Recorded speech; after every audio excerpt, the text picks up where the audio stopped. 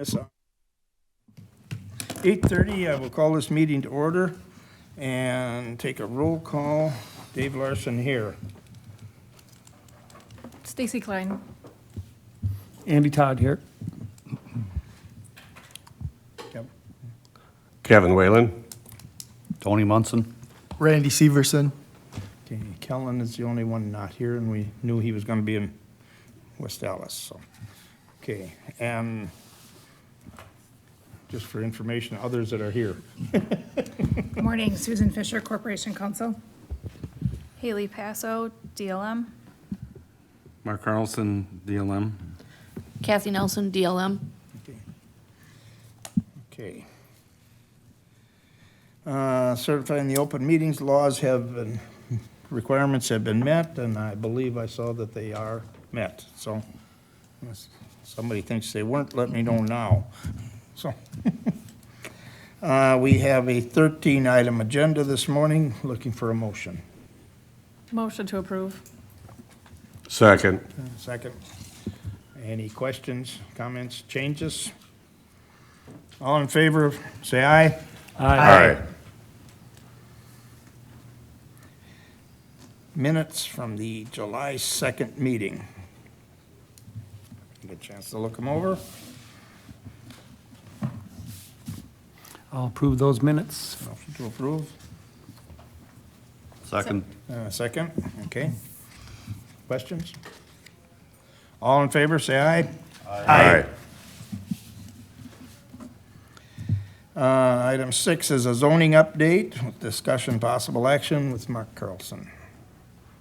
Well, there's a few things other than what was already on our agenda. We got some ongoing citations, court stuff. There's actually something in the assembly, I think, right now for accessory dwelling units. You know, that topic has come up before, but there's a bill right now that's being proposed that would basically allow people to have an accessory dwelling unit, and the county couldn't prevent it, I guess, the way I read it right now, but it's just sitting there. It hasn't been approved as far as I know, so. That's pretty much it for anything for that. Okay.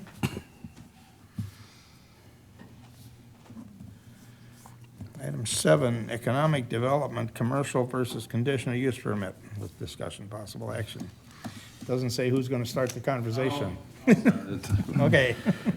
It's kind of been, this one's been in the works for a while, and it should have been addressed before, but I guess there's businesses down, and specifically the town of Trempealeau right now that are apple orchards, berry patches that have turned into much, much more than that. So we kind of want to see how we want to address those. I mean, we can we can address them collectively. They can be, to me, they should be addressed individually because they're all a little bit different. But, and I did reach out to other counties. I did put this stuff on your desks here about what our current definition is for a farm home business or a farm market. What's allowed in certain zoning districts, like a farm market is allowed in primary ag, which Ferguson's is primary ag, and to me, they're more apple orchard, not some of the other stuff that some of the others have going on. And the berry patch is zoned primary ag, and a farm market is allowed in primary ag. But I mean, I don't believe the berry patch realistically can be looked at as a market only, because they got retail store, they got a ice cream shop. So we can, and I did include some language that this was from some Sauk County, that they just rewrote. This one here is just they may have passed it, but this was a draft of how they're gonna address it, you know, and they got language in here that doesn't allow, you know, eating establishments unless they meet a different requirement. You know, there's, a lot of them have restrictions on, okay, it can be called a farm market or a business, but then there's a square footage requirement for where they're selling all this other kind of stuff. And I think the biggest thing with the berry patch is it's much more commercial to me than the other ones. But then, you see in the paper, and I don't go to these places, so I don't really know for sure what's inside there, but you see that they have a band every weekend, they got a bar. Eckers is reaching out to have another bar, and I haven't really talked to the town, how they can give liquor licenses to all these different establishments, but, they could kind of nip some of it in the bud by, kind of towing the line a little bit on that too, but. And I guess it was just brought up that, we need to address it, because there are businesses that are zoned properly. And we made Wing Haven Pizza zone commercial to do what he's doing on the end of Grover Lane. But yet these apple orchards have turned into much more than what they were when the original ordinance was originally adopted, I guess, so. So I'm just open for discussion on how we want to look at it. I have a couple things. We went through to try to clear up some of the zoning issues a while ago. I thought that some of those businesses had done some space commercial, or did they still? Well, they never went through it. They they're never all, went they're through all with it, kind of okay. denying that they are commercial. Okay. But I guess they can deny everything they want, but Yeah. you can see the proof in what's going on, and people have pointed out things on Facebook and all that kind of stuff, and people have been there and they tell me what's in there, and, to me, they're more than just a farm market, and I'm not against them, but I guess they need to be treated like everybody else too, when it comes to, like Rob, when he did his Wing Haven Pizza thing, and then we kind of rethought that, and we did allow that wood stove, that wood shed pizza guy, he got a conditional use permit, but he's got a trailer that he cooks these pizzas in, Yeah. it's on his property. It's not a building that's there permanently, Rob uses his barn and his addition there for, and then there's commercial things, we don't enforce the code as far as commercial stuff goes, but it pushes them into that where they should be looking into that, like for fire safety and all that kind of stuff, construction of the stuff they're doing. And right now, they're trying to fall under the blanket of calling themselves ag, which technically, they do grow apples and berries and all that stuff there.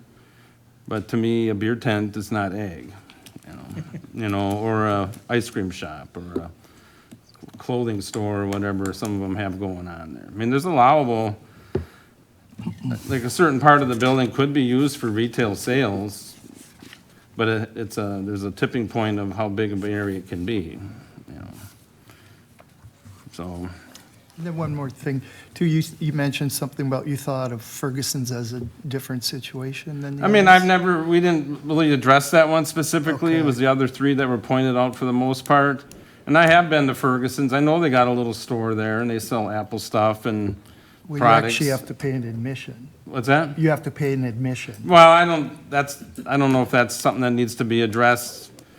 We're more of what's going on in the building, if someone's willing to pay to go in there, that's their thing, but, Yeah, so I find that to be very commercial. what's that? I find that to be very commercial. Well, that's why we're here. We can make Yeah. them all go commercial. And I guess the best thing about being commercial is it's kind of a done deal, they're Yeah. zoned commercial. And they don't have to zone the whole property Right. commercial, just the building or whatever. And they're arguing because they think they look at maybe taxes or putting them, but that's not really my concern either. My concern is the use of the property. And, they could have, like, if say we do a conditional use, well, okay, you can only do this, this, and this, and all of a sudden you find out they're gonna be doing something else. Then you gotta revisit it all. If they got zone commercial in a specific area, they would be covered, And I know they were kind of pushing back on it, but everybody pushes back when they're told to do something at the zoning level. But, other businesses have zoned themselves commercial, like Centerville, even though it's not a village or a city, everything there is zoned commercial, but it has been for a while, a long time. And they went through the proper channels to do it to a commercial standard. And I just think we need to, and I don't want to disapprove of them, or we want to promote tourism and all that in this county, but I guess we get calls on it and, other people point it out and how come they can do that, But, I mean, if we zone pieces of it commercial, it would allow them to do what they're still doing, and it would just be zoned properly, in my mind, Because when something gets zoned, they have to give us a plan of what they're doing there. They all responded, they said, this is what we're doing. But then some of them have started doing more things since that response, Well, I thought that had went a little further than just them responding. I thought, there was actually some changes. We haven't changed anything in our ordinance, we just haven't fully, how we want to look at it, If we want to require them to be commercial, that'd be fine with me. If we wanted to try to revamp, look at Sauk County's proposed ordinance change, if we did something like that, Is this Sauk County's? that's Sauk County, yeah. And then, because the farm market definition and the farm home business definition in our ordinance is kind of archaic, Yeah, it doesn't this is address, pretty- this is it doesn't very- address what's out there right now. Very detailed.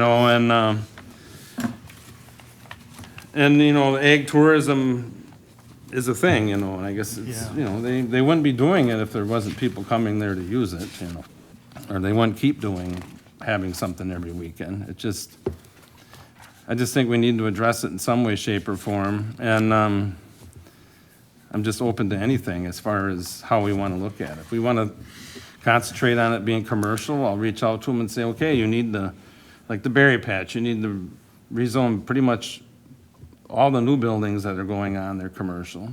Eckers could be partially commercial, like where the store is and the brewery and all that, or the beer garden tent, have that commercial. Same thing with Schwartels, and then even Ferguson's, if they're, make them zone their retail store commercial, it's.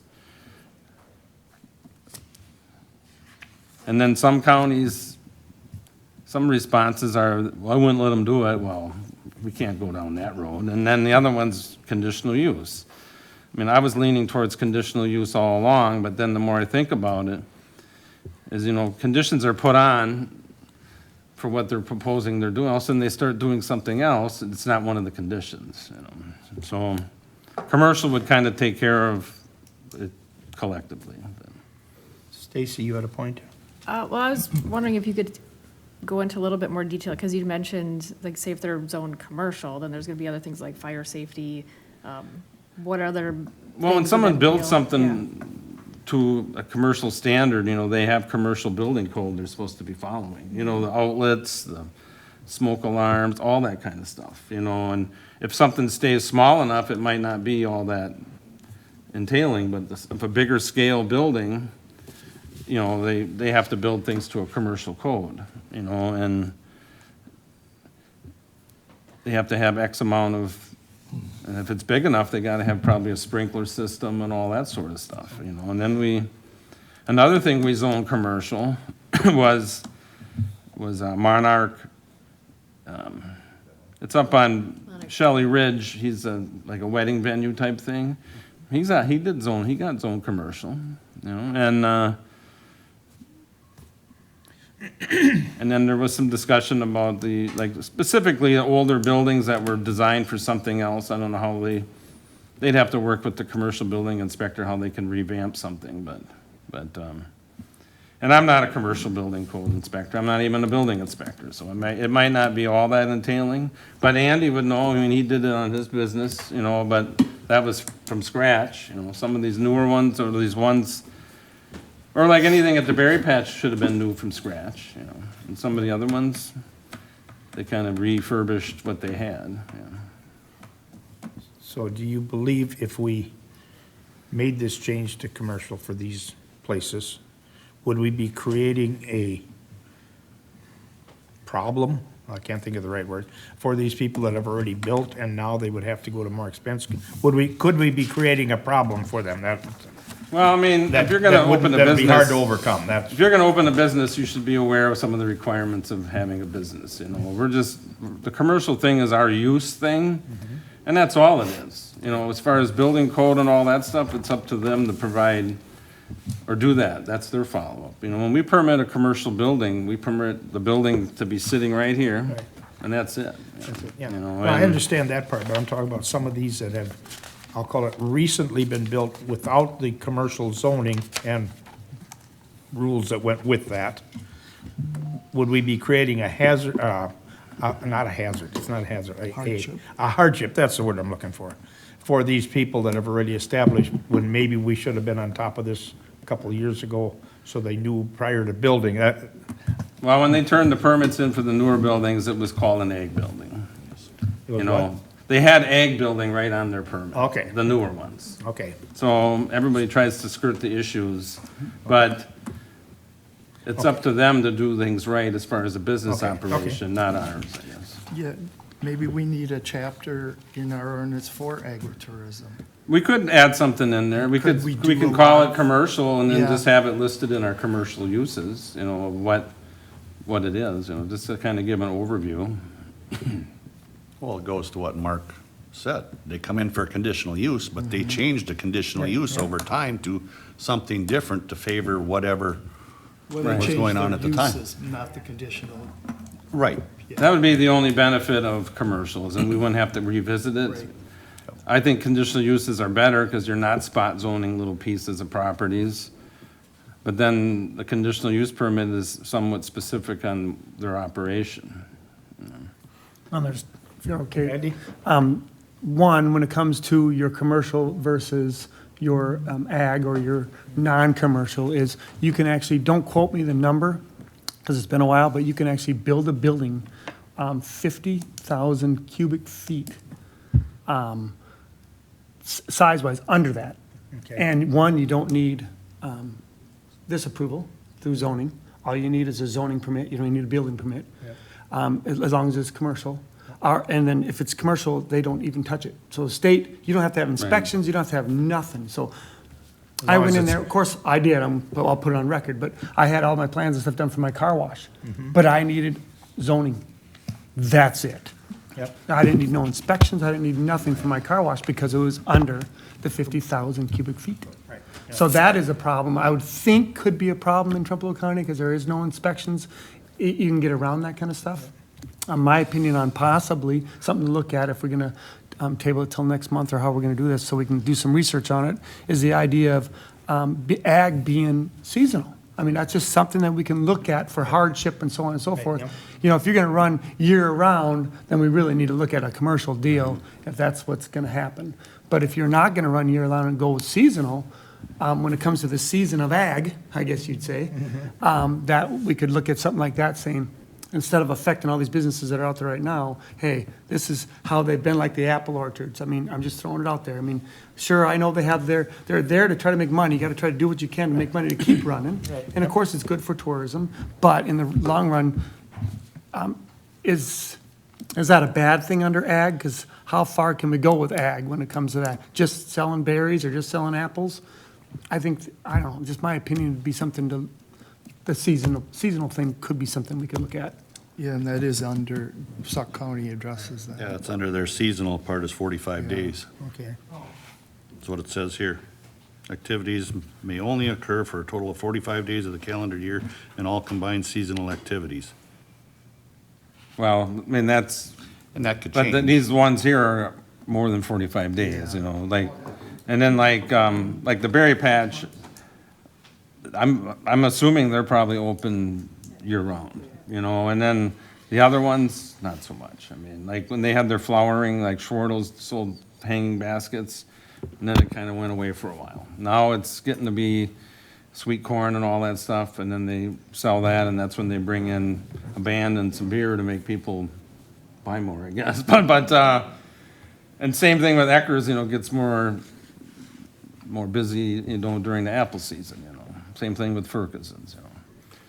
I mean, we can't pick on one, but I'm thinking the berry patch is the one that's kind of over the line as far as definitely his commercial.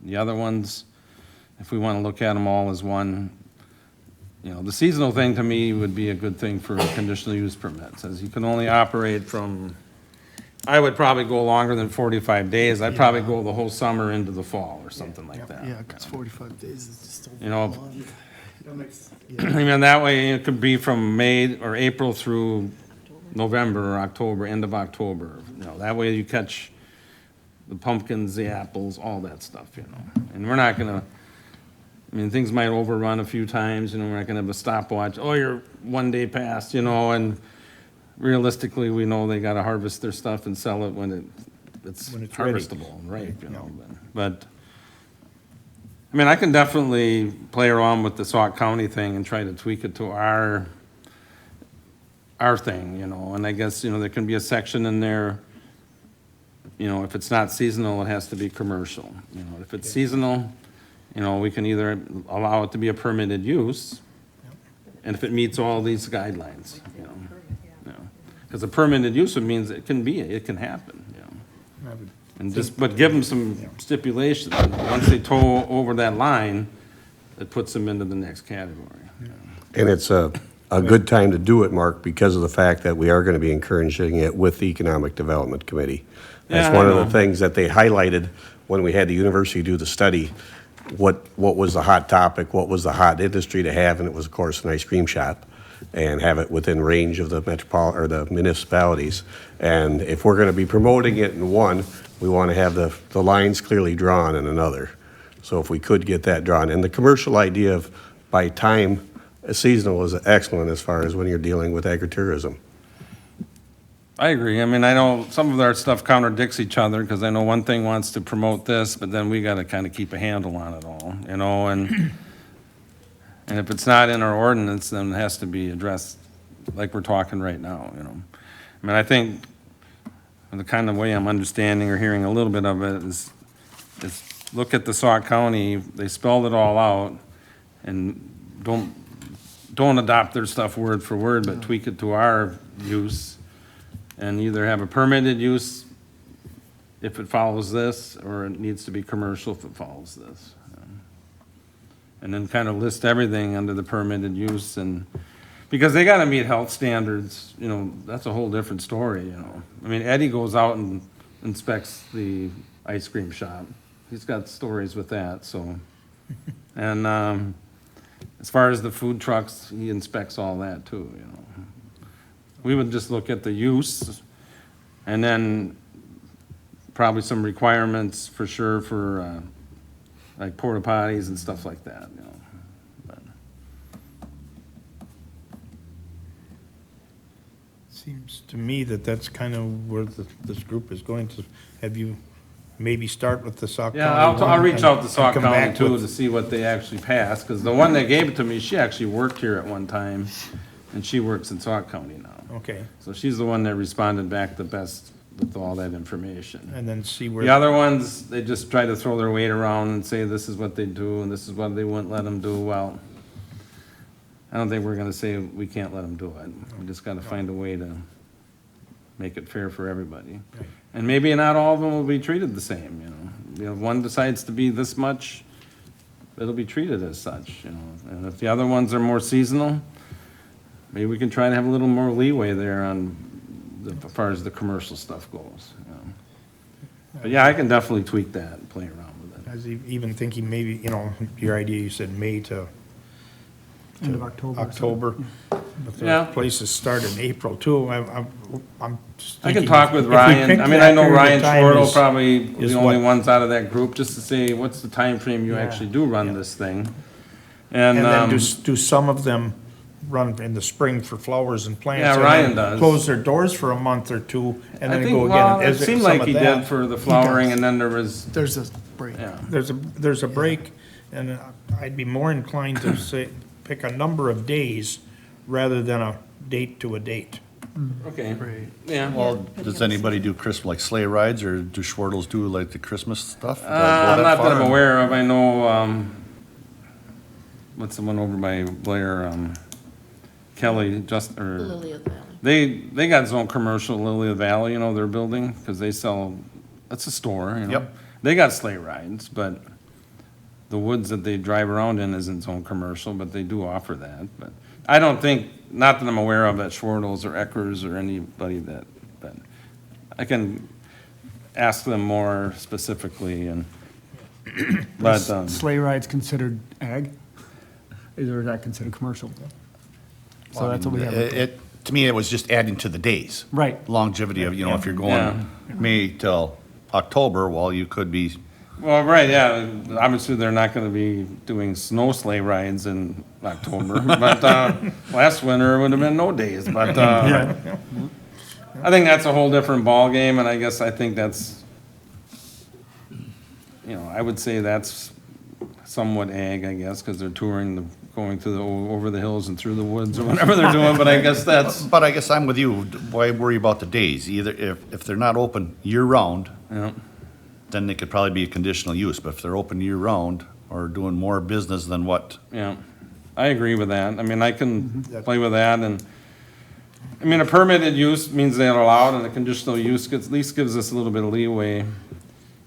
But I'll tweak this ordinance that Sauk has, and, you know, if there's language about permitted uses, if you're seasonal during this time frame, blah, blah, blah, then we can just let them operate the way they are, but if they start getting,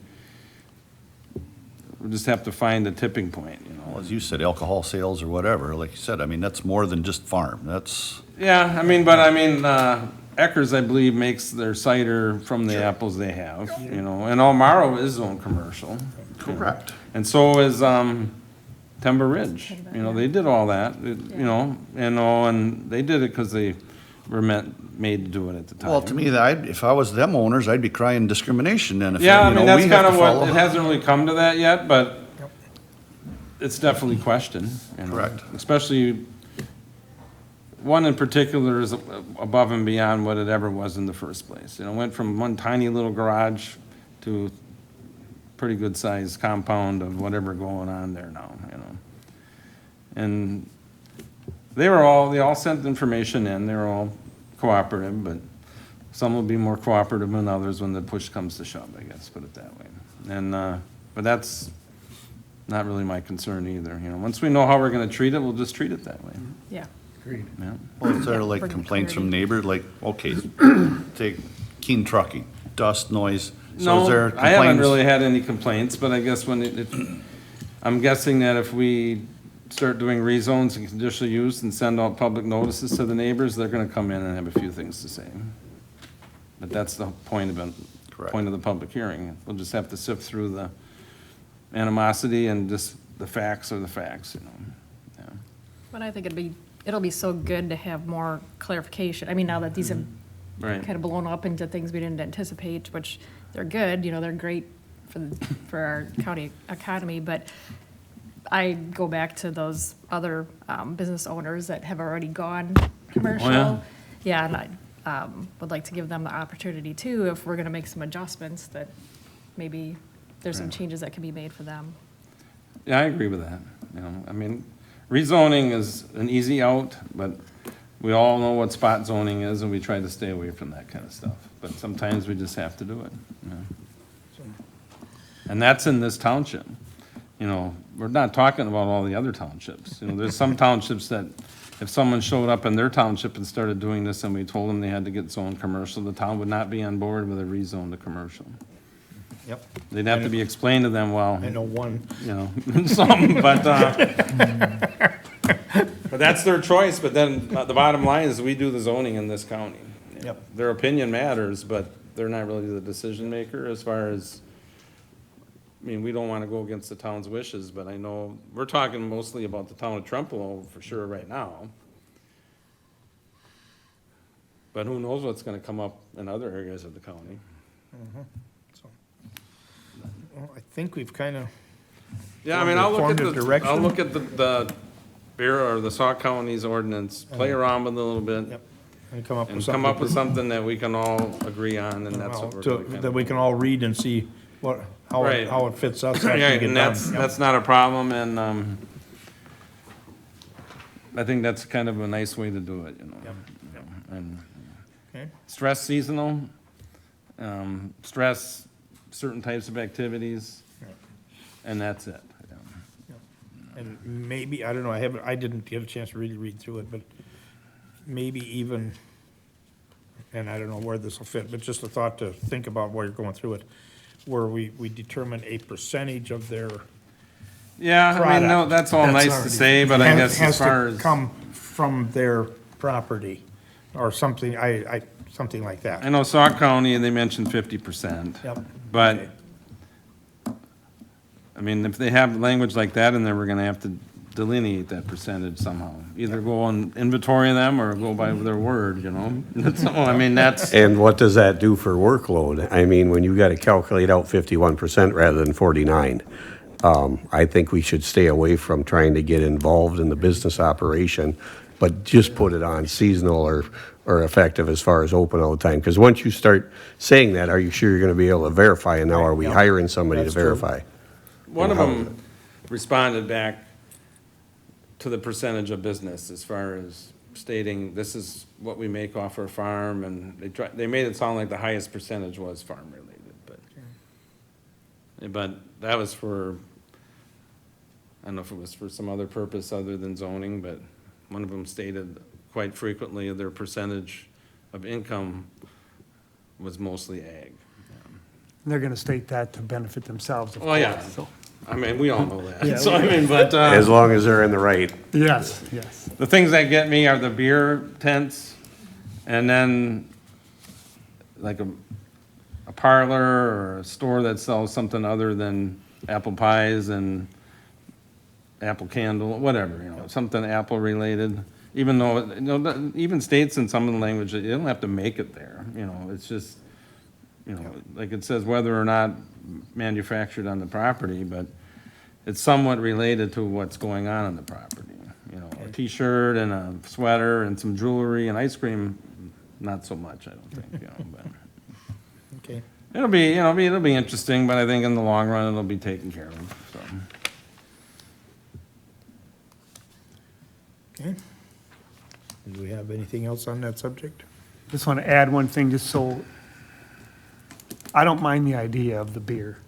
And the reason why I say that is because people, you do whatever you can as a businessman to bring people into your facility, to buy more for, say, or to get people interested in coming. I mean, you can see how many people flock to that place, not necessarily for the beer, but for, they buying the apples and having a beer, sitting down talking.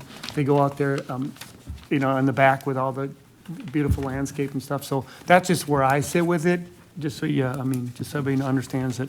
I don't know if it's necessarily that as much, because we want to bring those people in, but it's more the, how long they're selling or what they're selling, and, you know, if they're creating a commercial atmosphere is how I'm looking at it. With that, has anyone talked to Tavern League or the other tavern owners? How do That they I feel have about not, that? no. I mean, I haven't even, like I stated earlier, I was gonna call the town and talk to Teddy and say, how can you give these people licenses, and how many do you have, you know? I mean, I mean, there's a differentiation between just beer, I guess. There's a little lesser license, I think, for that, you know, and There's then there's a different wine. classes Yeah. of liquor, Yeah. but I mean, Yeah, ain't it, the be- off-sale on sale. Mrs. Fisher, is not based on per capita? Is that how the licenses are, how many you I receive think it's per? based on, yeah, how many people live in that municipality. But Yeah, it- Kathy works, you know, she's got But some it knowledge also on that. depends upon if they have a picnic license, they can have like 6 events a year and just have a license for that weekend. Right. So they wouldn't technically need a Class B or a Class B license for year round. It's, they could have a picnic license for the number of events. You have But anything to? that's up add to the this conversation? municipalities to issue that stuff. No, so looking at the Sauk County ordinance, I would note that it says that it's by permit, and so just as long as we're looking at it further and possibly considering it, I'd be curious what that permit would actually say, and what it would require, because some of this could be dealt with through the actual permitting process. Right. Yeah, I'll look at it over a little bit more with a fine tooth comb, but I don't think we want to create a permit per se but we could, I mean, I guess, I think it's making reference to, like the health department's permitting, and I'll look at it a little bit more closely. Okay, if somebody else has more, we will look for more action next month. I'll tweak around with it and have something drafted and at least in a rough sketch next go-around. Item 8, petition to amend chapter 3.03, parent 3 of the Trempealeau County Comprehensive Zoning Ordinance with a discussion and possible action. Who is starting that conversation? I guess I will do that one. Okay. And we got a letter requesting an amendment to the ordinance. And I guess it was felt we should meet as a whole to discuss how we want to write a resolution, or even, how we want to address it. Because there's some questions about, I think the applicant, and there's some individuals here probably on their behalf that they can talk if you allow them, but I guess, to my understanding, they're not comfortable or don't like the language that's currently in there that mentions easements, specifically easement with the railroad company, which you're probably never gonna get an easement from the railroad company. And then the letter kind of states that, they don't want to grant an easement, but they would entertain the fact of some type of license, and the problem with that is how long is that license good for? What does it look like? And does it transfer to a new owner? Things like that. And then I talked to the Register of Deeds. They generally do not record licenses on the deed. And like an easement's recorded on a deed, licenses are not. So, the way it's written, their request, the license is the question right now. Okay. Do you have something to add to this? So if you remember me, I'm Attorney Karina O'Brien, and I've talked to many of you before about this issue. And so we had actually approached the amendment to try to comply. And Mr. Malashevsky continues to have issues with trying to sell the land. He has proposed division that would comply except for the easement. We attempted to get the easement. We tried to convince the railroad for the easement, and we cannot get it. And they issued the letter as clarification to the board, to this committee, to Trempealeau County about the ordinance that the railroad is not going to grant any easements. So that means all of those owners that are essentially barred from having a frontage because of the railroad are not going to be able to divide their parcels and sell them or give them to family members. So this ordinance will continue to block all of those individuals because the railroad is emphatically denying doing an easement. They are willing to do a license. There have been several licenses that have been used throughout the lifetime of the existence of the ordinance. So I understand the concern about wanting an easement, but this is affecting those residents in a way that it is not their fault. And we're trying to make it work with the railroad, and that's why we're asking for the revision to the ordinance. Any questions? Susan? May I ask a question? Yeah. You Attorney O'Brien, you had mentioned that there were several licenses used in the past. Can you provide some clarification? Like Ed Malashevsky has a license right now to cross his property, cross the railroad to his property. And do you have a copy of that license with you? No, I don't. Do you recall the details of that license? I have not seen it. I just know that we were asking for an easement where they already granted licenses. I can obtain a copy of the license if you'd like. So where I'm going with this is that I have some concerns whether it would be an assignable license and whether it would be a revocable license. As you're aware, an easement might run with the land. Licenses really don't, right? And so that's why I'm pursuing that a little bit further to see what was granted, what are the terms of that. Okay. I guess just with that, I kind of was leaning towards that same thing with the license. the way I read the thing, it said they may be willing to issue a license. It didn't say they will be. Do I? Correct. I mean, if we were willing to move forward without requiring the license at all, it's just I've been before many of you before and know the concerns, so we're trying to get an ordinance that at least addresses some of the concerns. I would prefer an ordinance that didn't require the individuals who don't have frontage because of the railroad to not be required to get any kind of license or easement, that they just be able to parcel out these, because I believe that there was a restriction on not being able to make it residential if it's not already residential. So,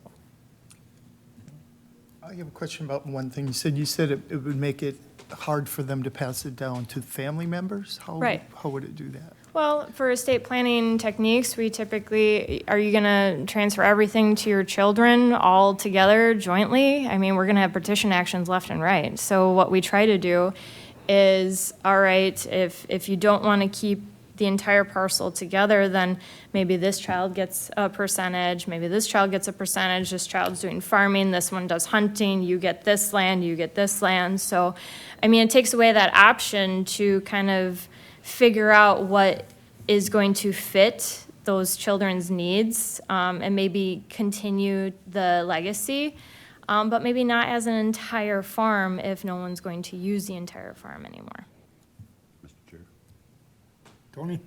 If you say you want to parcel it off, then you either need a frontage road, because I mean, the railroad or whoever's not going to permit a license for every 100 feet or however wide the parcels are going to be. You're not going to get that many, because they don't really want to issue what they have existing now, is my understanding. Because that's what we're preventing, is a future buyer from being landlocked.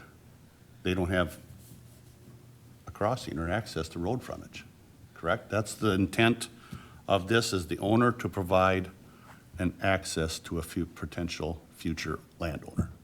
They already may not have access if the railroad decides to withdraw. So this is already in existence, and it's already affecting those parcels. I'm not looking for an exception for all of the parcels out there in Trempealeau County. I'm looking for only those landowners that, but for the railroad, they would have frontage. I would be really curious to see what the language is with what's currently provided to landowners, because it's a big dark. We don't know. Yep, and I did advise Attorney Fisher that I can Yep. obtain a copy of a license, or at least, my plan would be to obtain a copy of a license of what has been permitted, Yeah. and then also try to see if they can provide me with one that they would be willing to I'd do. like to see some other ones too, to compare if they're varying between parcels and things like that. I know in Strum on the state trail, the landowner there basically just got a daily permit, like if he had to go to another field, it was just daily or weekly. It wasn't annual or year-round. Then I guess too, granting a license by them, we don't know what conditions they might include with the licenses or anything like that yet. Right, but again, this is affecting landowners and they already have this issue. It's Yeah. not like we're creating a new issue for these landowners. And again, it's not looking to subdivide and have a bunch of residents, because I don't believe that is included in the exception. It's agricultural, recreational use. But I think some people do have homes already, and that already could lose access if the railroad decides not to allow them Yeah, that's why I across. wondered, well, of course, I don't know when the origin of these licenses and if the dates vary between different parcels. And maybe some of them, maybe there is record of transfer already with some of these licenses. Well, if they're not recorded, we would Yeah, have to not go back recorded, through but- family records to try to Yeah, find that, and I'm that's why I representing wonder if Mr. someone- Malashewski. Is, So. That's another issue. Yes. Could Mr. Shanks speak? I know he's one of the landowners that's also facing this issue. What's that? I guess see if she has something pertinent here. Okay. Sure.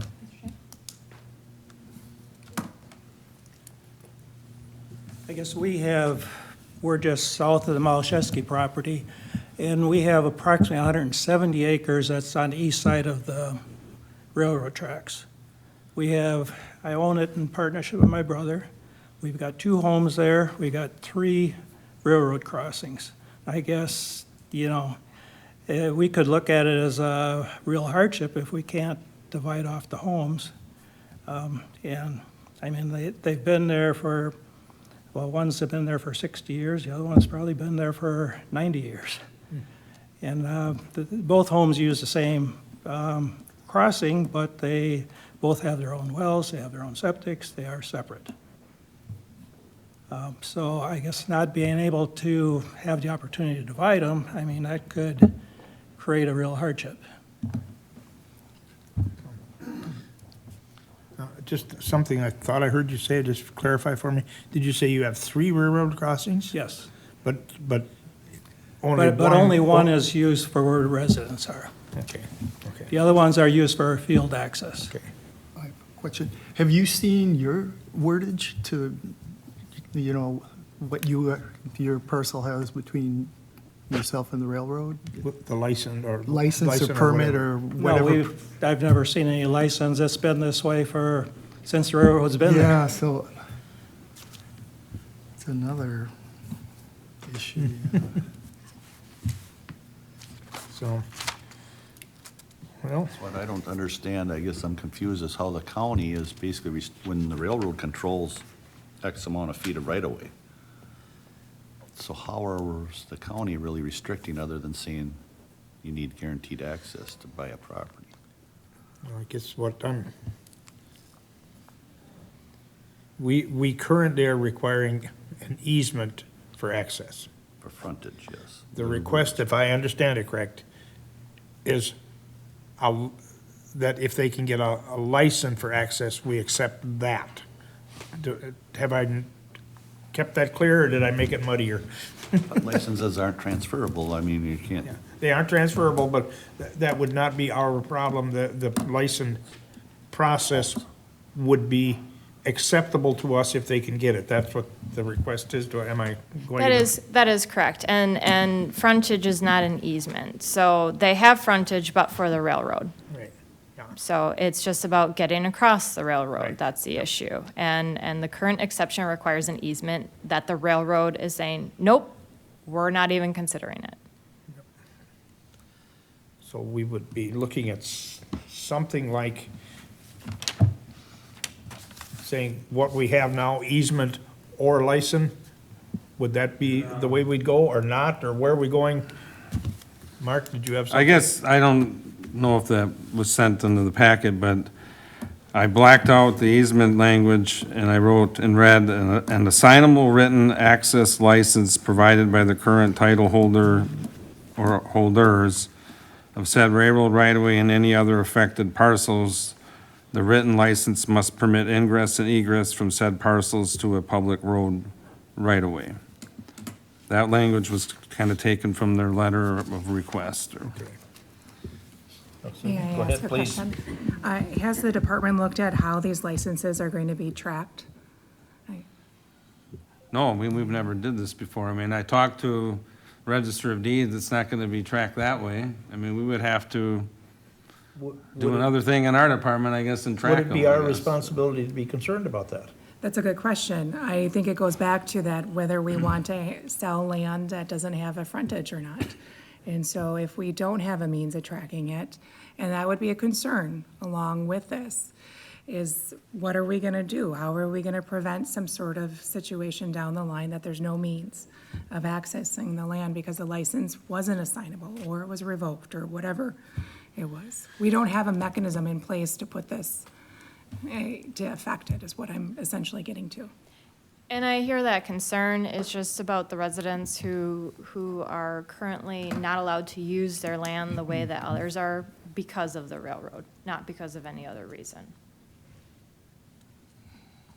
Can I, just as a matter of clarification, and I'm certainly not trying to stir anything, but I want to, so that all of us here can understand, how is this any different than any other separate parties who are restricting access? You know, why does the county have to be involved in this? Because how is this different than any other third party that's saying you can't cross my land?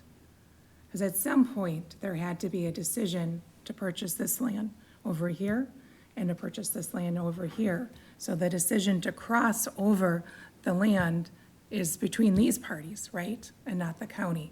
So for clarification purposes, why is this a county issue? Probably because this is impacting citizens of the county, and from my understanding of my meetings and coming before this body is that this was not the intended effect, that these people who've owned these lands for hundreds of years that are now affected by an ordinance because many of the owners have inherited it or they owned it before the ordinance came into effect, are now being blocked from being able to transfer.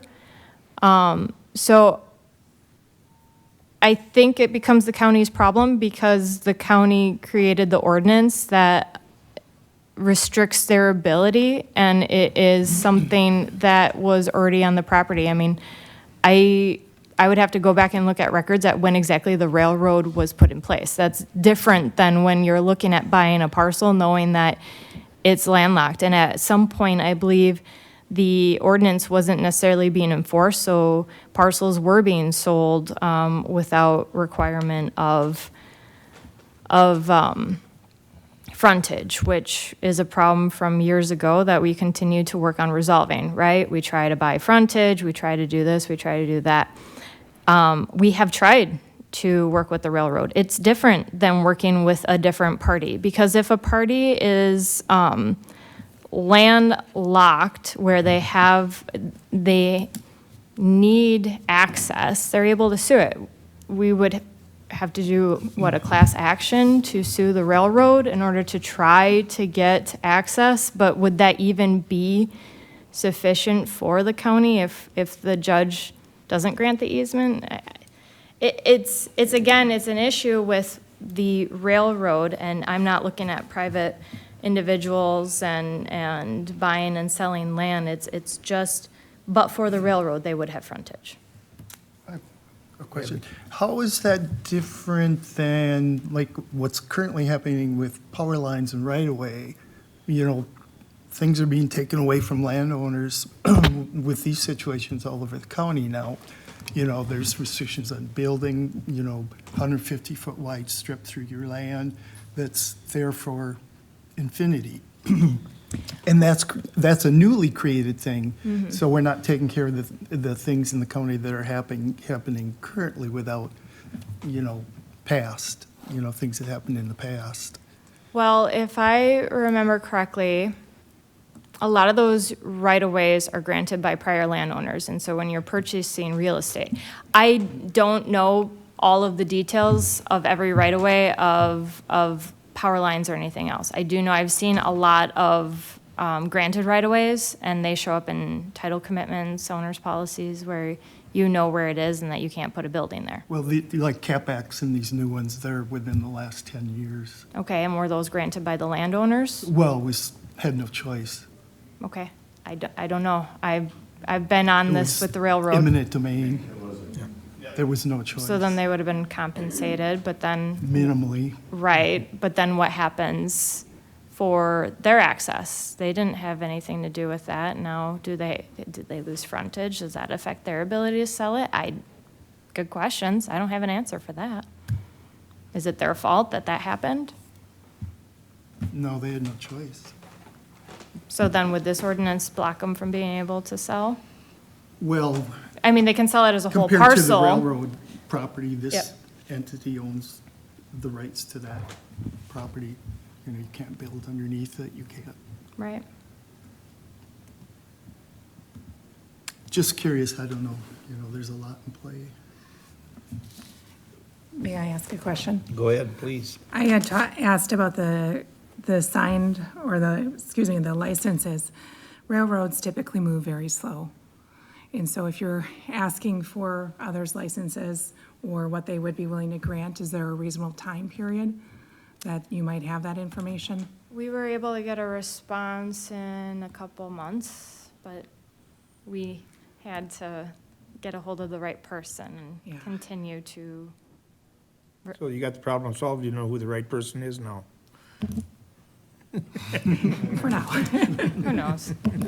It'll change, and then you're tracking down someone else. I'm good at cold calling, but, you know, I'm looking for something that can assist these individuals in being able to make plans for the future without having to sell their entire farm or transfer their entire farm. Because in Mr. Shank's situation, if he's owning it with his brother, there is going to be an eventual division and or we sell it to somebody, and we know that there's a lot of complications and hardships. And we're back here trying to amend the ordinance because we've tried the variance and that did not work out. So I think this is going to be a continuing issue and people are going to be continuing to come back, especially once these populations are aging and we've got more people involved. No, you said you tried a variance. Have you tried, those were some time back, is that correct? 2022. 22, okay. Now, are there any changes that have come about that, in our ordinances or anything that may have changed how a variance might be acquired? Have you seen anything like that? I know there's been changes. Has anything that's changed helped for a variance? It's that 3.03, and I guess we could apply for a variance under the exception, but the facts are the same, and I'm assuming a denial would be the same. So, especially since we haven't been able to get the railroad to move around the easement and the concerns are still the same. That's why we were requesting you to all look at this again. I know you've looked at this multiple times. I know that this has been something that's been like a bad penny, but we really need to find a way that it will work for also the residents while taking into consideration the concerns of the county. So can I ask, because I keep hearing that it's going to be, the catalyst for today is the decision to transfer this to somebody else. Yes. And we all know that while a transfer between the first generation and the second generation, the intent might be that it's within the family. After that, it may no longer be within the family. And so how is the county, I'm going back to the acts, how are we going to record this? So that's for the county to decide. But how are we going to protect future buyers from this type of issue? Because I think without something clear here, we're going to end up with landlocked parcels. And so I'm curious, beyond this license, what other suggestions or avenues have you looked at? I don't know that I have looked at other avenues because either we're selling the whole parcel or we're not able to sell it all right now. My understanding is it's restricted from residential being subdivided too far. I mean, there's already restrictions within the ordinance. So For this land? for this land, yes. So if we change the ordinance, we're talking about the land across the entire county. And I'm still focused in on an exception for the railroad. And that's why where it is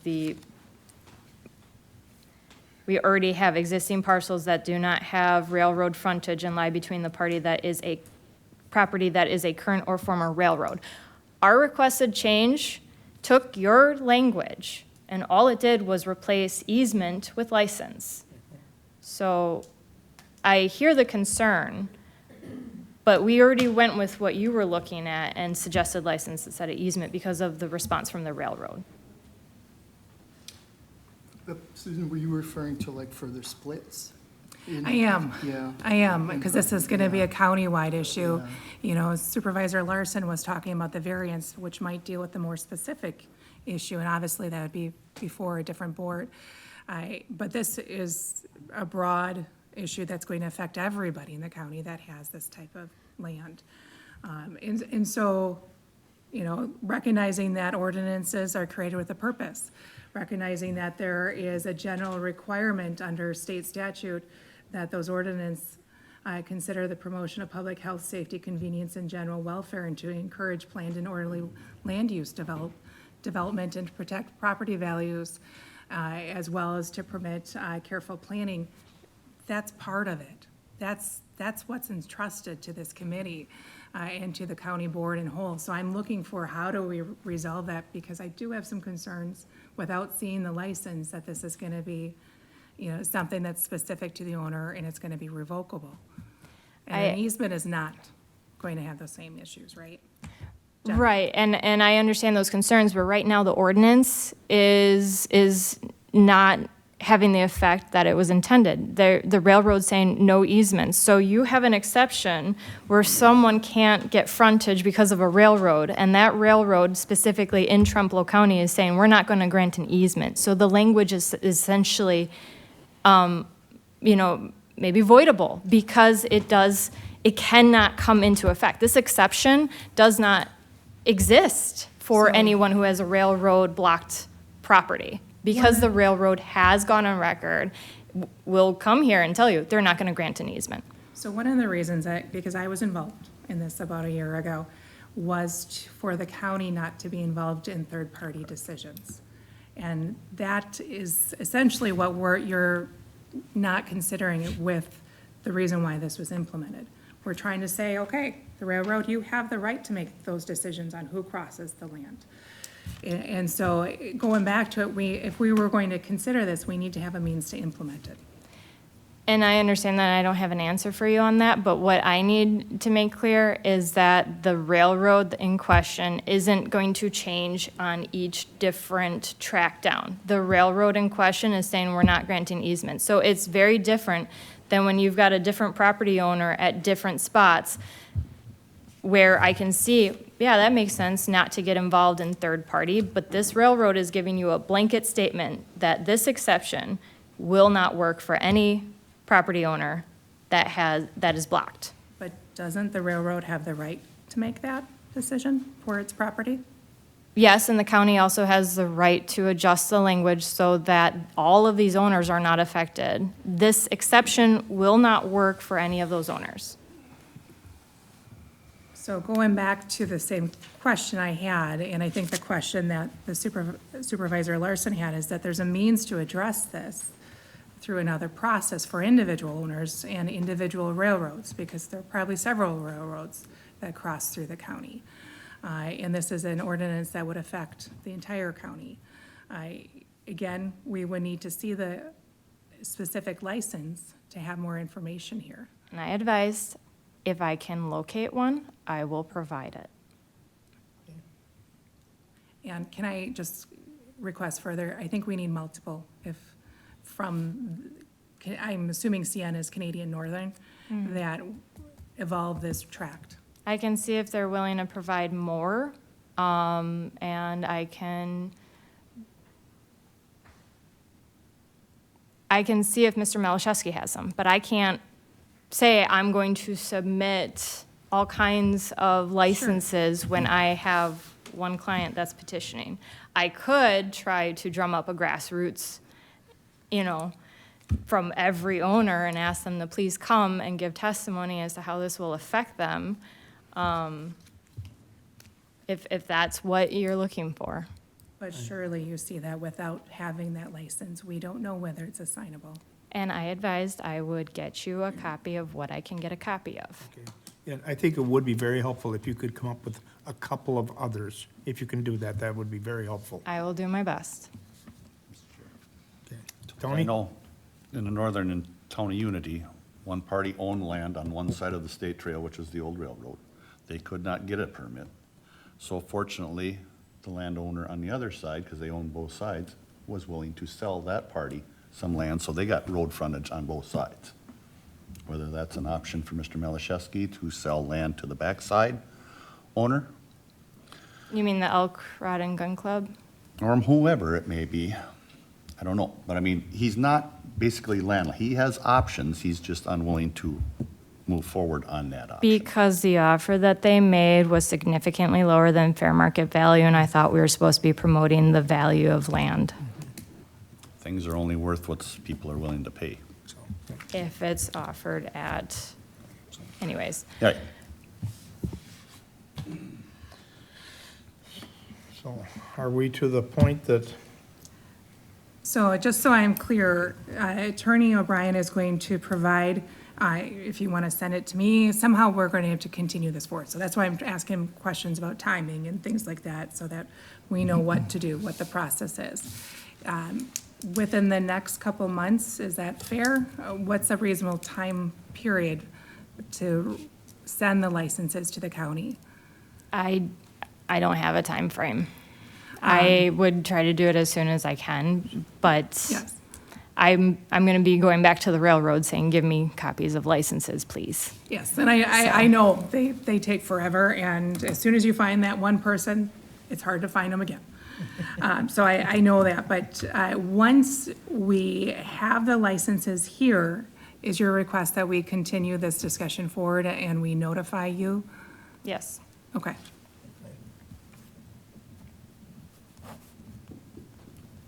Mark, am I missing anything? No, I don't think so. I mean, I think seeing a license and how it's worded would be the biggest step, and then she made reference to, I mean, at one time, there was more than what was changed, proposed about it can only be agricultural. That's not in the ordinance as far as I know. What's in the ordinance is just this paragraph that they changed a recorded easement that they want to change to a license. You know, and my question is, when you start splitting it all up, does every little piece have to have 100-foot to that license crossing?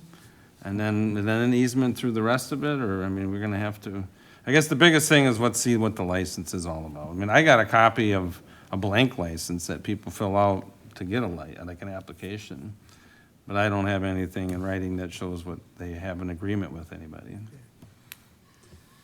so with that, I think that we will wait for you to provide us with whatever you can in the form of licenses. And The if more I- the better. I will do my best. Okay. But I'm at the mercy of the railroad. Okay? Appreciate your time. Thank you. Thank you.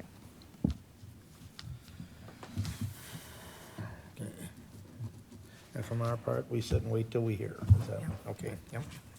And I'll let Mark know, and I will let Supervisor Nelson, so that it can get on the subsequent board, or excuse me, committee agenda.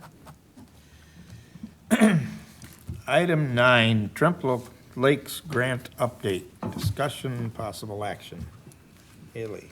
Yeah, so this was brought up last month about just getting an update on the Trempealeau Lakes grant, that we received, I believe it was back in '23.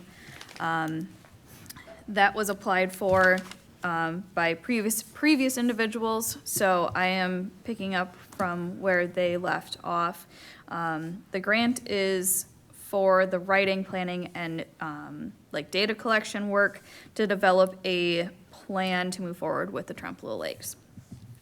So that's what the grant is for. So we were supposed to use that grant to do like lake surveys, all the data collection in order to create a plan to move forward with what to do with the lakes in order to get more grants later in the, down the line to actually implement different practices. So this grant is not for actually physically doing cleanup work, we'll just call it that, or like work to help with the lakes in Trempealeau.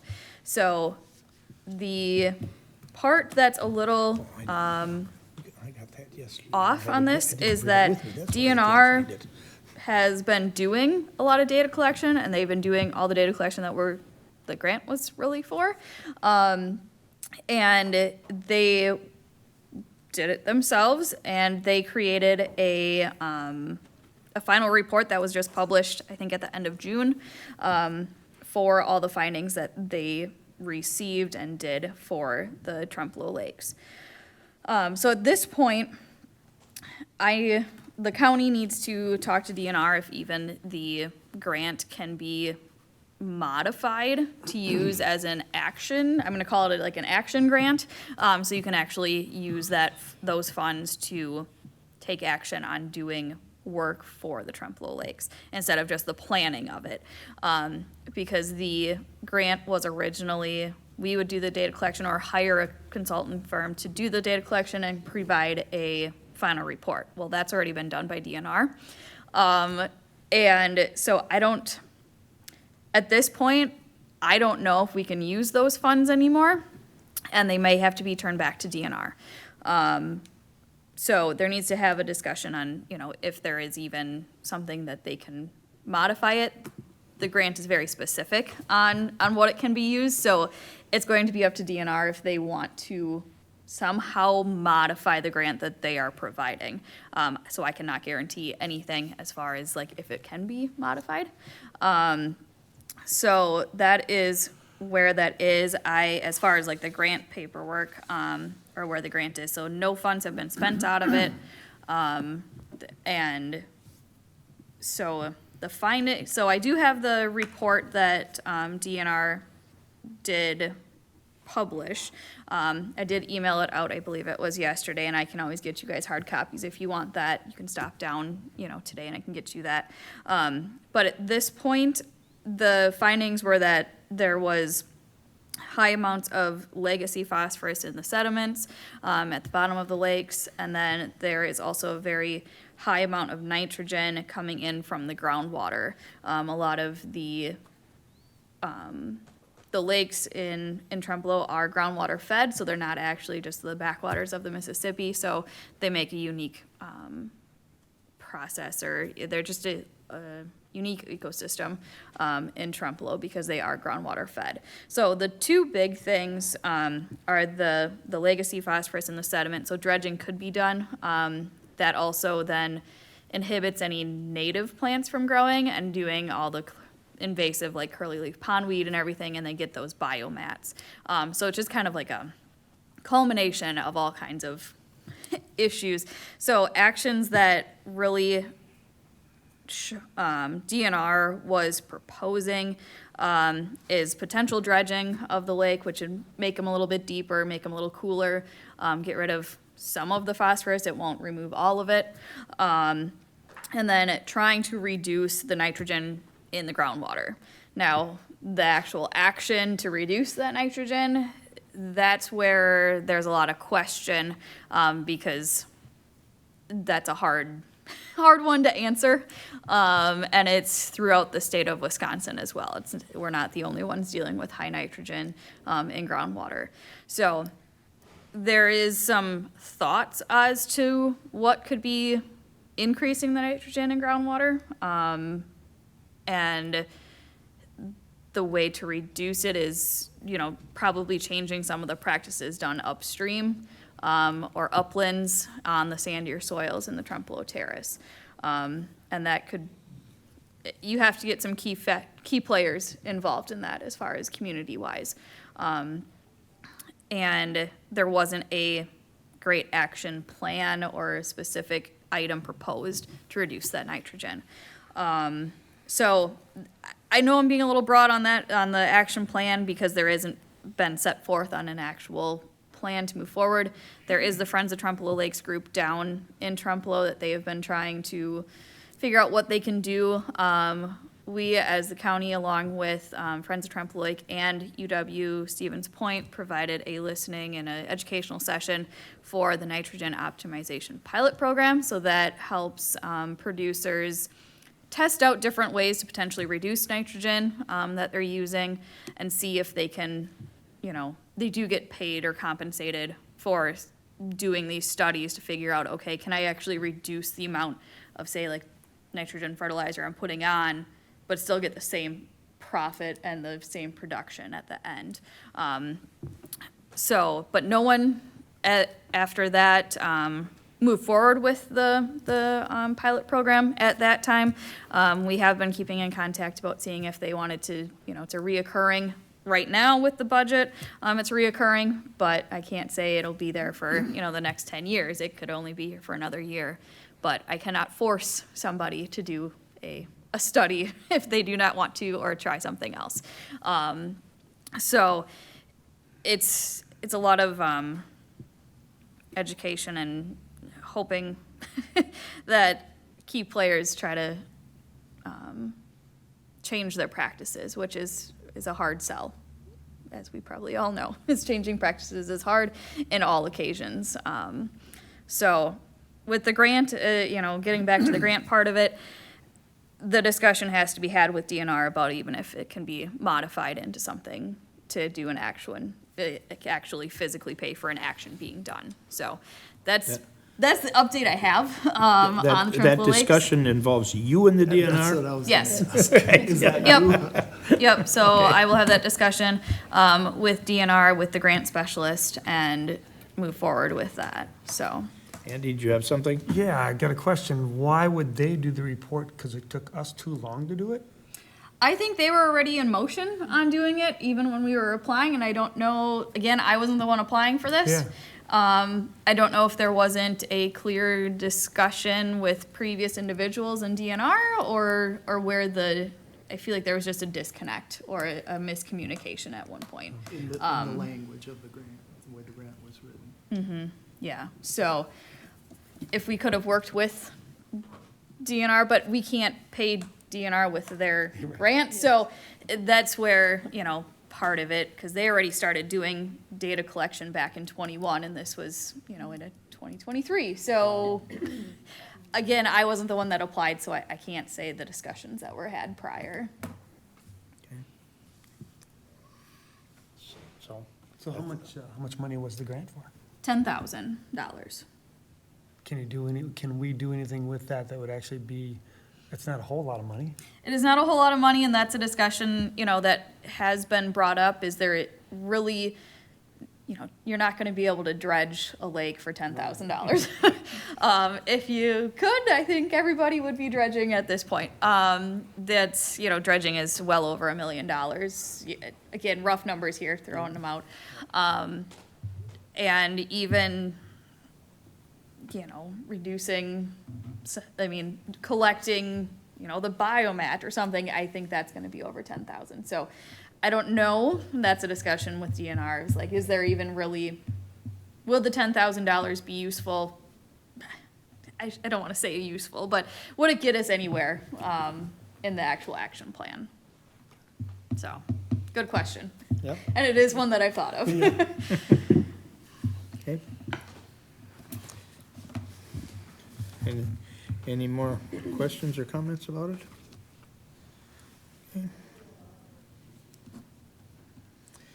Okay. Item 10, the conservation update.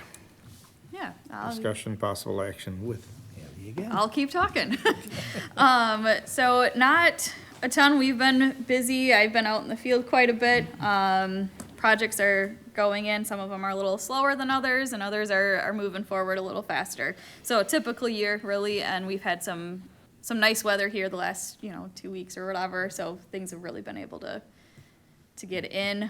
There's been some long days in the field. And then highlight that Rick in our office helped out with science camp, which is put on by UW Extension, and that was last week.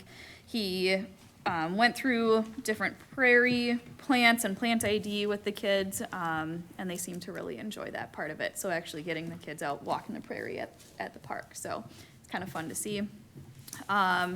And then our cover crop applications are being evaluated and ranked. Contracts will be signed shortly. And we're looking at, meeting with different landowners for projects for next year. So we start that as far as now, and then looking at different, I just, as we're sitting here, got the preliminary allocations for our DAT-CAP funds. So I'll look at those and get those, updated as far as budget season coming up as well. So a lot of things kind of rolling through. And the producer-led grant and the group, so the Buffalo Trempealeau Farmer Network, they're rolling right along with all their different aspects. It's a very active group, and they're planning, I think their newest part of it right now is they're actually going to be meeting up with a group, I think from Marathon County, to actually see how like their practices are slightly different, or if they can learn from anything, in a different area of the state. So that's kind of interesting how they're hopefully going to connect between different, regions and try to learn from each other, which is really exciting. So, yeah, it's really cool to see how they're really branching out and trying to find different ways to potentially, be more productive on their lands. So that's what I have. Okay, any questions? Good. Huh, I like this one.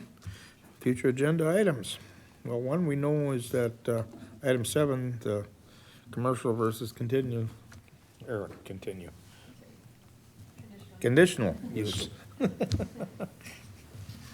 That'll be on. I listened to exec finance, and it's some grant money through the power lines that were made for parks or conservation. Is there anything that would involve this committee in moving forward with that, since the park? I don't know, I did, because it was this, I don't know if anybody was paying attention, but it was back in January of '24. That was 162,000 and change that was put on hold. It was, as some of this I'm texting my memory. It was in regard to the pond, and some of this now is changed. The question became, is this still the best use for this money, or some other environmental and/or, there's conditions came with the money. Environmental or whatever it was, conservation, that type of thing. And I did left it open for others to weigh in on whether the park is still the primary need for this, or someplace else might be better served. So, if anybody's got anything on that, I think it'll be on next month's exec finance to talk about it again. Yeah, we discussed that at length, what was going to happen to that money as far as, originally it was going to go into the development that we had at the Yep. park. As far as, we haven't met yet. We usually meet on the Tuesday, but we won't be meeting till next Thursday. Okay. But there was many options available with the park, and we did discuss whether it should be something county-wide or concentrated there at the park. There was other suggestions that the county administrator had for the funding. She had alternatives available, where I was trying to get it to be used with the park, because the need is there.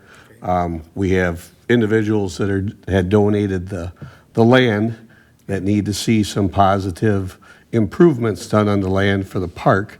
And our concern was that we would lose that donation if we did not do something positive with the money. And so far, we've planted the trees at the park, but we haven't done any upgrades that would qualify as an improvement to it. We do have everything going together for the 4-H park, which great development on something that would be usable for a lot of people in the county there at Petrick. So those items are still up in the air, just because the question was brought up that there could be other uses available. We would have gladly used it in January if it would have been approved to be used in Right. January. We're still under pressure to make sure we do those improvements. Got great plans, got great construction that will be starting shortly. And as far as the material, I don't think we need to look for a home for it. We have plenty of homes. It's just the priority that we're giving it. Okay, go ahead. How much of that 142,000? 162 and change, yeah. 62 is donated? None of that was donated. That's Okay. all American Transmission funds. Okay, so From the this other mitigation, the mitigation funds. meshing it in with grants that we Okay. had that are available Okay, through yeah. Warren Knowles. Right. But that By having program's- that money available, we could multiply it with the grants. That program's only funded till June of next year. And that's why we've already got the grants all in motion. It's been in motion. We had to change gears because we went away from the pond idea to an outdoor organic play area. And with that, then, you have to plan it before you spend that kind of money. yeah. And with the planning, it's an ideal situation. Jack has put together presentations and presented to us on what's going down the road, and we'll take a look at the situation Thursday of next week when we meet. Okay. So, that's all like I said, when it And came. if you want me to bring it back to you, I can from the PTA at the No, meeting. that would be yeah, to I bring would it, gladly do that, because Okay, we've been you bet. trying to pound the pavement to get some work accomplished. yeah, it was just mentioned that a year and a half later, is that the most advantageous use for the county? That's why the question came up out there, so. And I totally understand, if I have 160,000, I usually spend it right away. $1.60 would count for me. So, okay. Same, that's same where- thing, that's- David, it's the same. That's where it's at, and, yeah, exec finance will meet again. No, that changes, we don't have it on Monday in September, because that's Labor Day. So I think this meeting, ELU will come on Wednesday, and we'll have ours on Thursday, I don't have it in front of me right now.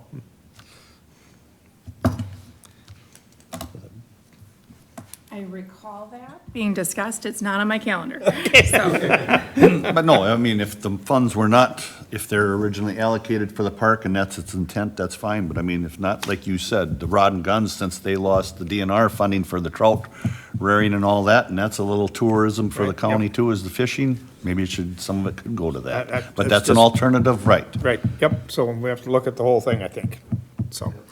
Okay, anything else for the agenda that somebody wants to make sure is on?